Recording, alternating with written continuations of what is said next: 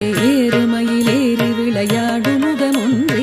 ஈசருடன் ஞான மொழி பேசும் முகமொன்றே கூறும் அடியார்கள் வினை தீர்க்கும் முகமொன்றே குன்றுருவவேல் வாங்கி நின்ற முகமொன்றே மாறுபடு சூரரை வதைத்த முகமொன்றே